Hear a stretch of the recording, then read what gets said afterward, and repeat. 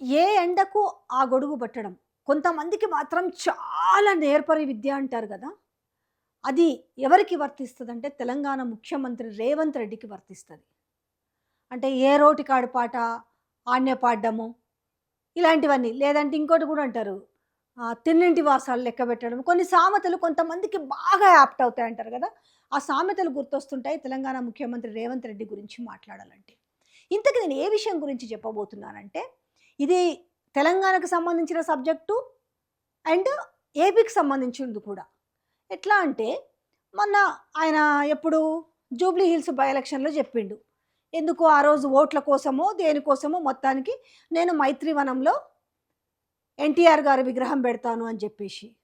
So, మొన్న ఇక్కడ మైత్రివనంలో అమీర్పేట మైత్రివనంలో ఎన్టీఆర్ గారి విగ్రహావిష్కరణలో ఏం మాట్లాడిండనే విషయం నేను కొత్తగా చెప్పాల్సిందేం లేదు. 1, 2 బుల్లెట్ లాంటి పాయింట్స్ ఒక్కసారి వినండి. ఇందిరమ్మ మాకు ఎంత ముఖ్యమో ఎన్టీఆర్ కూడా అంతే ముఖ్యం. ఇందిరమ్మ ఒక తరం అయితే ఎన్టీఆర్ ఒక శకం. వాళ్ళిద్దరి కలయికనే ఈనాటి ప్రజాపాలన. ఇందిరాగాంధీ తరము తర్వాత ఎన్టీఆర్ గారి శకం కలిస్తే ఇప్పుడున్న ప్రజాపాలనట. ఇందిరమ్మిళ్ళ గురించి మాట్లాడుతూ వినండి. నేను దీన్ని పెద్దగా విశ్లేషించే పని లేదు కదా. అయితే ఎన్టీఆర్ గురించి మాట్లాడారు, ఓకే, బహుబాగా చెప్పారు. అంటే ఎక్కడ, ఎందుకంటే ఆయన గతంలో ఈ పాతది కూడా ఇప్పుడు బాగా వైరల్ అవుతుంది కదా. ఒక్కసారి ఈ వీడియో కూడా మీరు వినురు, ఎందుకంటే మీకు చక్కర్లు కొడుతుంది బాగా. ఎన్టీ రామారావు గారు తిరిగి ముఖ్యమంత్రి అయిన తర్వాత వారు ఏమనుకున్నారంటే, నేను దైవాంశ సంభూతుణ్ణి, కృష్ణుడిని నేనే, రాముని నేనే, ఇంద్రుడిని నేనే, చంద్రుడిని నేనే, అందరు కలిసి మీరు నా పాదాలకు మొకరిల్లండి అని చెప్పి ప్రజాస్వామ్య స్ఫూర్తికి విరుద్ధంగా క్యాబినెట్ మీటింగ్ లో జరిగిన చిన్న చర్చ బయటికి లీక్ అయిందన్న నెపంతో 31 మంది మంత్రులను ఒక దెబ్బతో బూస్టింగ్ చేస్తే ఆత్మగౌరవం పునాదుల మీద ఏర్పడ్డ తెలుగుదేశం పార్టీ ఢిల్లీలో ఆత్మగౌరవం తాకట్టు పెట్టిందని చెప్పుకొని ఏర్పాటు చేసిన తెలుగుదేశం పార్టీ తెలుగు ప్రజల యొక్క ఆత్మగౌరవం మీద దెబ్బతీసిందని చెప్పి ఎన్టీ రామారావు అంతటోనే మట్టి కల్పించరు. తెలంగాణ సమాజం ఎంత చైతన్యవంతమైందో ఆలోచన చేయండి. ఆయన ఎన్టీఆర్ గురించి మాట్లాడిన మాటలే మళ్ళీ. అంటే ఏ ఎండకు ఆ గొడుగు ఎందుకు పడతాడు అనే దానికి నేను ఉదాహరణగా మళ్ళీ చూపిస్తున్నాను. ఆయన ఎక్కడో మరి అప్పుడు యుఎస్ఏ పోయినప్పుడు ఎక్కడో ఎన్టీఆర్ గారి గురించి ఆయన మాట్లాడిన చిలక పలుకులు, లేకపోతే అవి ఆని ముత్యాలు. ఎవరు ఆయన పిసిసి ప్రెసిడెంట్ అయిన కొత్తలో, లేదంటే I think is working president అయిన కొత్తలో అనుకుంటా. దాని తర్వాత ఇందిరాగాంధీ గురించి మాట్లాడిన మాటలు, అంటే ఆ రోజు ఆ సందర్భము దానికి తగ్గట్టుగా ఆయన మాట్లాడిన మాటలు. ఈరోజు ఆయన ఏ పార్టీలో ఉన్నాడనే విషయం కూడా మనకు గుర్తుందో మర్చిపోయినో, నాకు ఎన్టీఆర్ గారిని పొగడడంలో తప్పేమి లేదు. కానీ అనవసరమైన విషయాలను కూడా తీసుకొచ్చి మరి అసలు సంబంధించి చెప్పాల్సిన వ్యక్తి గురించి ఎట్లా మర్చిపోయిండ్రు. కాంగ్రెస్ అంటే ఓకే, ఇందిరాగాంధీ తెలంగాణలో తర్వాత లేదంటే ఉమ్మడి ఆంధ్రప్రదేశ్లో కాంగ్రెస్ పార్టీలో ఆయన ఏ రకంగా పరిపాలించిన విధానాన్ని, ప్రజలు ఏ రకంగా గుండెల్లో ఆయన్ని పెట్టుకున్నారు అనే విషయాన్ని మరి ఆ వేదిక సందర్భంగా ఎందుకు మర్చిపోయారు? ఎవరి గురించి మాట్లాడుతున్నా నేను? దివంగత మాజీ ముఖ్యమంత్రి వైఎస్ రాజశేఖర రెడ్డి గారి గురించి ఒక్క మాట లేదే. ఆయన అక్కడికి వెళ్ళింది కాంగ్రెస్ పార్టీ నుంచి ఎన్నికైన ముఖ్యమంత్రే కదా. మరి ఆ కాంగ్రెస్ పార్టీలో మరిచిపోలేని వ్యక్తి, మరి ఆ వ్యక్తి గురించి ఒక్క మాట కూడా రాలేదే. ఇప్పుడు పొలోమని వచ్చి మాట్లాడుతుంటుంది కదా వాళ్ళ తనయురాలు వైఎస్ షర్మిలమ్మ, మరి ఈ విషయం గురించి మాట్లాడలేదేంది? కాంగ్రెస్ పార్టీ గురించి సరే, ఇందిరాగాంధీ గురించి మాట్లాడారు. దాని తర్వాత ఆంధ్రప్రదేశ్, ఉమ్మడి ఆంధ్రప్రదేశ్లో ఉన్నప్పుడు ఏ రకంగా ఉండింది, వాళ్ళ నాన్న చేసిన సేవలేంటి, వాళ్ళ నాన్న అప్పుడు కట్టించిన ఇందిరమ్మిళ్ళు కానీ, ఆయన అధికారంలో ఉన్నప్పుడు ఆరోగ్యశ్రీ కానీ చాలా ఉన్నాయి కదా. మరి ఇవన్నీ ఎందుకు ఆ వేదిక సందర్భంగా గుర్తు చేసుకోలేదు? గుర్తు చేసుకోవాల్సినంత అవసరమైతే ఉంది కదా. ఎందుకనంటే ఆయన కాంగ్రెస్ పార్టీ నుంచి ముఖ్యమంత్రి కదా. మరి ఈ విషయాన్ని కనీసం ఎందుకు ఆమె అట్లీస్ట్ ఒక ట్వీట్ అన్న వేయలేదు. ఇలాంటివేవి గుర్తురాదు. ఉట్టప్పుడు నేను వైఎస్ వారసురాలననేసి అదని ఇదని ఇవన్నీ తెచ్చుకుంటారే, మరి ఇట్లాంటి ఒక్క విషయాన్ని మర్చిపోయారా?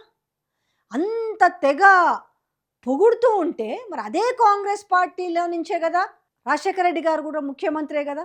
ఆయన తీసుకొచ్చిన ఆయన పథకాలు ఎంత చిరస్మరణీయం అనేది ఎంతమంది గుండెల్లో పెట్టుకున్నారనే విషయాన్ని మర్చిపోయినరా? ఊసరవిల్లు లాగా అన్నట్టు అదే అంటారు చూడు, ఏడికి పోతే ఆ కలర్ మారుతుంది అంటారు చూసినావా? ఆ విధంగా జరిగిన తంతు చూస్తే ఇలా కాంగ్రెస్ పార్టీ నుంచి కూడా ఒక్కరంటే ఒక్కరు కూడా ఈరోజు నోరెత్తట్లేదు.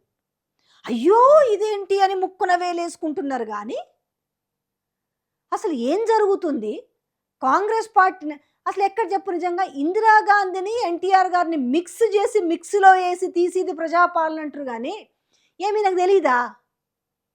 ఇందిరాగాంధీ విధానాలకు వ్యతిరేకంగా పుట్టుకొచ్చిందే కదా ఆ రోజు ఎన్టీ రామారావు గారి టీడీపీ పార్టీ. ఈ విషయం గింత పోరని అడిగినా కూడా చెప్తారు, లేకపోతే మూలన కూర్చున్న ముసనమ్మని అడిగినా కూడా చెప్తారు కదా.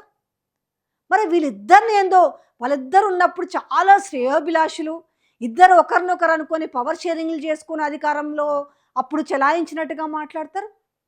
బద్ధ శత్రువులు కదా. వచ్చిందే కాంగ్రెస్ పార్టీకి వ్యతిరేకంగా పుట్టిన పార్టీ టీడీపీ.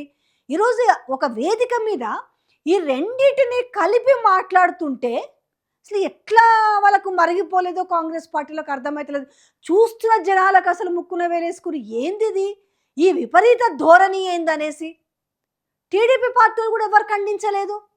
ఏమైందయ్యా మీకు? అసలు దేనికోసం పుట్టింది ఆ రోజు టీడీపీ పార్టీ?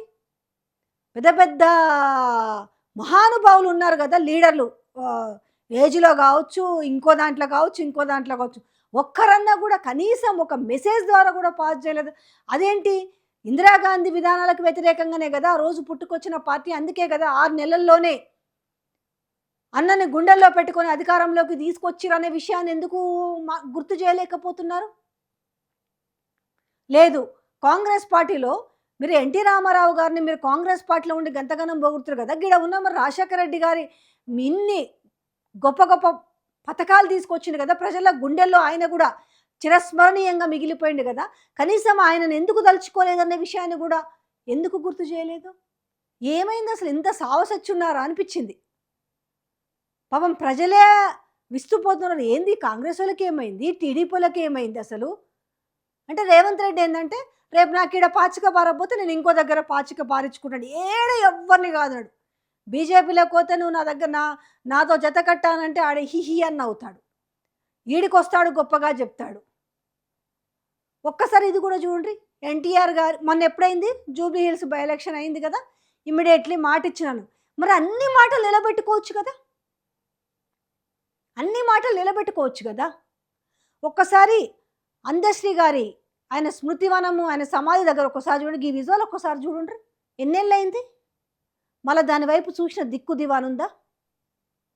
ఈడనేమో గద్దర్ విగ్రహం పెడతామంటే ఒప్పుకోరు.